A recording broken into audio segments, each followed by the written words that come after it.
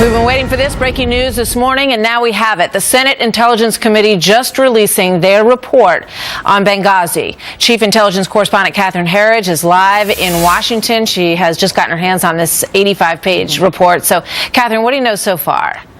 Martha, we have the report right here, and we're still pouring through it here at Fox News. But what we were told in advance is that it really does shine the spotlight very brightly on the al-Qaeda presence in Libya, and specifically a former Guantanamo detainee, Sufyan bin Kumu, who we first reported here at Fox over a year ago, was a primary suspect in the Benghazi attack. And more recently, that bin Kumu was one of 3 suspects who had historic ties to the al-Qaeda senior leadership.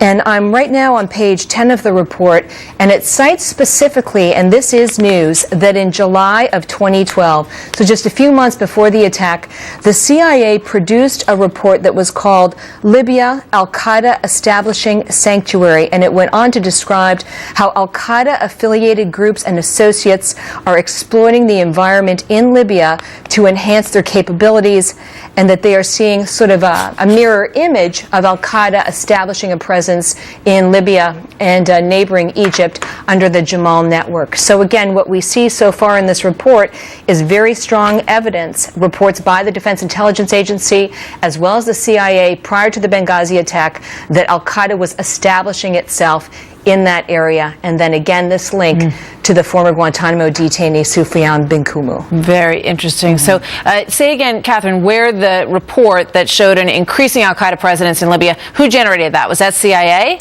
Well, we've got several right here. There is one that was produced, this is page 10. July of 2012, the DIA produced a report that discussed the founding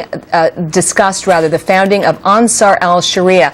And it's noteworthy here that this section, if you can come back to me one second, this section of the Senate report is heavily redacted, which means it remains classified. And then right below that, it describes how in July of 2012, the CIA produced a report entitled Libya, Al-Qaeda Establishing a Sanctuary.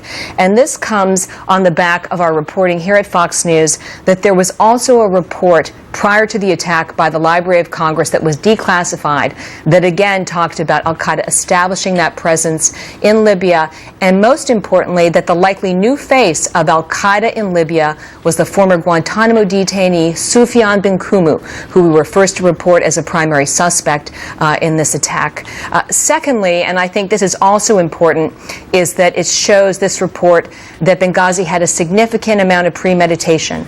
The attack on the consulate, the CIA annex, and then there was also a failed ambush of the CIA rescue team trying to lure them to the hospital where Senator Stevens had died. Yeah. So much more to this story. Catherine, thank you very much. You're welcome.